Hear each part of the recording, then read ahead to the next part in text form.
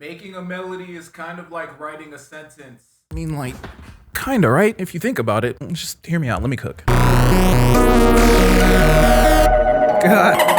That's right there is crazy, bro. What the? That's pretty crazy. So I've thought of this new way to conceptualize melodies that makes me think of them more as sentences. So let me demonstrate what I'm talking about in real time here, so that I can help you maybe develop a framework you can use for your own melodies and beats. So the first aspect of this, and there's 4 aspects, it's language, and then the word, the sentence, and then dictation. So language, the very first concept of language relates to a musical theory concept of chord progression. And it's not the goal of this video to really complicate any of those things. I will link a few videos down in the description below if you want to learn like music theory or chord progression on a deep level. That's not really the point of this video. The point is to say that whatever chord progression you're using kind of determines the language that your melody is going to be speaking. Is it a dark horror inspired language? Is it ominous? Is it ambient? Is it light? Is it happy? Is it poppy? Whatever the fuck. That chord progression is the language of the melody. So if I wanted to do something like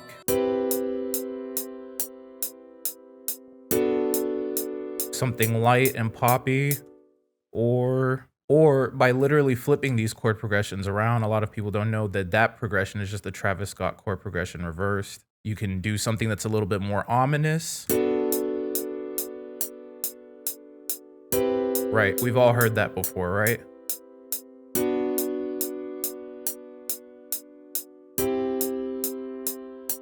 You could do something even darker and more ominous, where you could take a basic minor chord, duplicate that over, bring this down.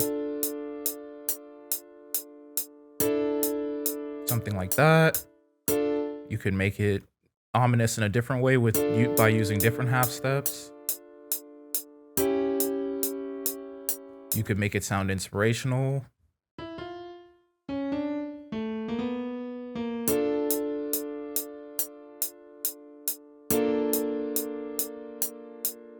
Right, and you can use more than 2 chords if you want to build a fully flushed out chord progression.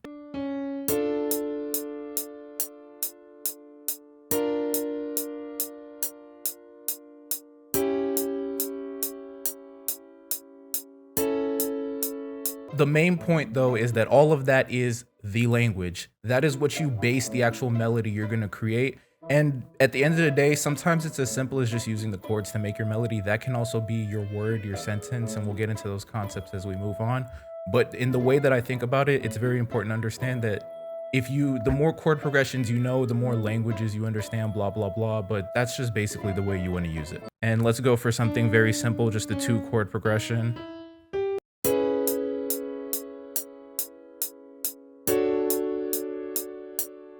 Great, there's the language of our beat. So let's move on to the second part. So once we have our language selected, we want to write words in that language. And this relates to a musical theory concept that I've learned about called motifs. Motif is I'll throw the definition up on the screen, but so a motif is basically like an idea in music that repeats over and over again. Wait, am I explaining this correctly? So what you do is, now that you have your chord progression, you're gonna build those basically repeating sections following the chord progression. So let's get into the DAW so I can explain it, because I think it'll make more sense in demonstration rather than me waffling forever trying to explain it to you. Okay, so I can take this chord progression, paste it into my sampler, and then come back to FL Keys and create a melody that I can follow.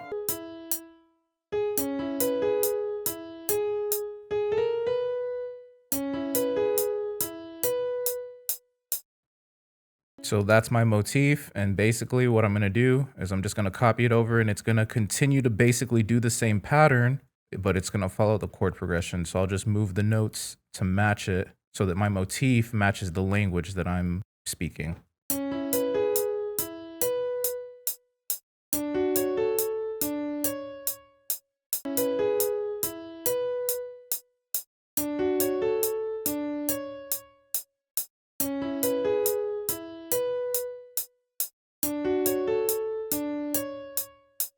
So if a motif is like a word, then the next thing we want to do is take that word and turn it into a sentence. And that's when we get to the next musical theory concept, which is called phrases.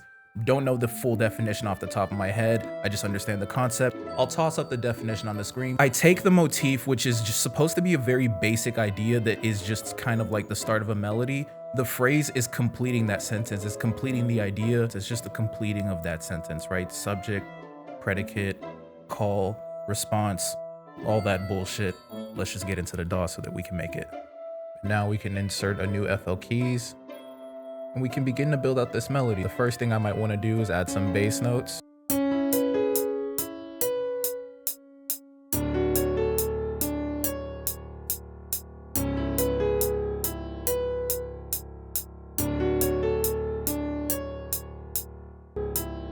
Cool. And I might call this bass notes. So that adds some flavor to the sentence.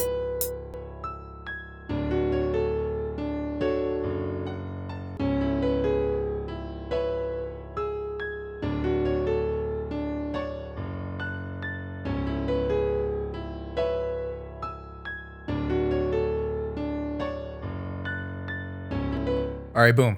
So let's take that one step further in step 4. So the last part of this little framework is the idea of dictation. And so that's the way you would say the words, the sentences, the way you'd write it, cursive, normal people writing, whatever the fuck that's called. And so basically the way I interpret that is like sound selection and then texture, because to me, those are like the most important aspects of making a melody besides like actually knowing how to make the melody and then mixing, which I take very seriously, in case you don't know. So basically what I want to do now is just demonstrate all of that. I'm going to do a little bit of sound selection. We'll add some texture and stuff just so you can see a little bit more about what I'm talking about. And from that, you'll understand how this whole entire concept of dictation really brings this home. That's kind of hard. And maybe I'll layer that with these bells that I love from Expand, actually. I spam these so much.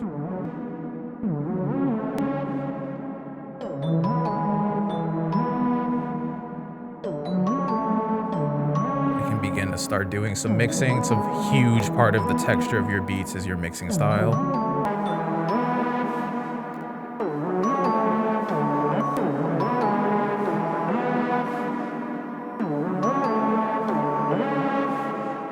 Let's add some texture. I get them from a bunch of kits, but the Count has like the best one, and I really only have this one Count kit. His shit is crazy though. I love this one a lot.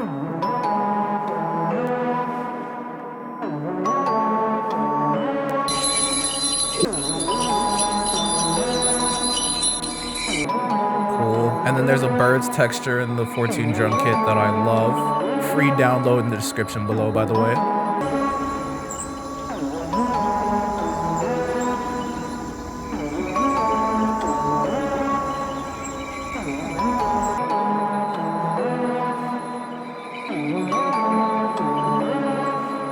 That's just the motif so far. That's kind of crazy.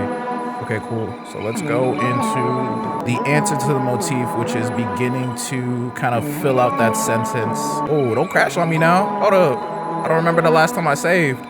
Oh, that's crazy. That's crazy. It do be like that. You know what I'm saying? We stay trapping. All right, so let's try that again. There we go.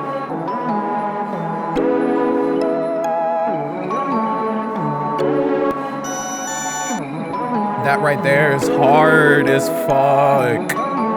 What? I'm about to add that shit to my favorites. What? Bro, repro is hard. Repro is very hard, bro.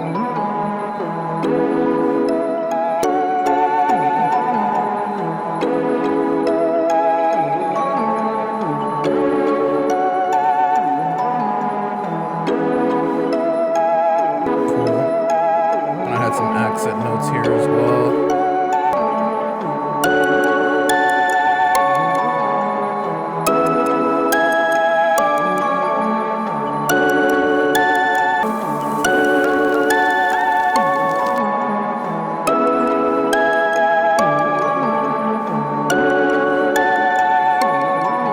So I think the only thing we have left is bass notes. Yeah. Repro's perfect for bass. I'm not gonna lie. Repro 1 might be the sauce for this. That right there is already tough.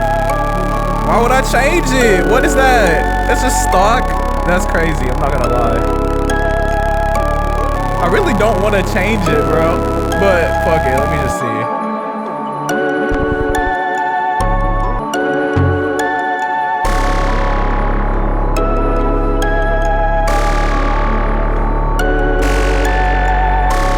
That shit is hard. Wait, hold on.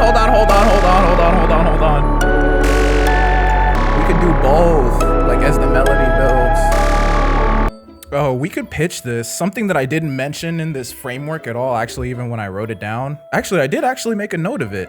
So the key of the chord progression would be like the accent. So I don't know, everywhere has accents, but in the US there's like Midwest accents, there's East Coast accents, there's surfer accents, there's deep South accents, which is kind of like what I have.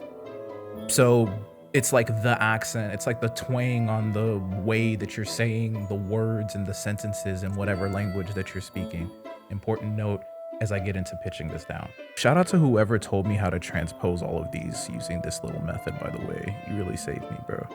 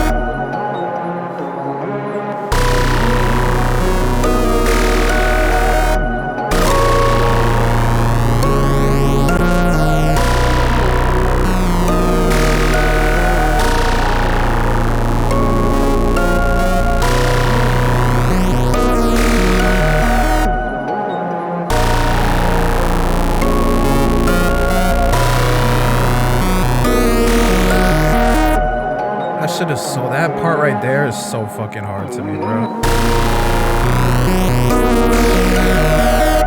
God damn, that shit right there is crazy, bro. What the fuck? That's pretty crazy. So I hope that was helpful. If you want to learn more about how to turn seemingly boring chord progressions into melodies, check out this video appearing on the screen now. I'll see you there. Peace.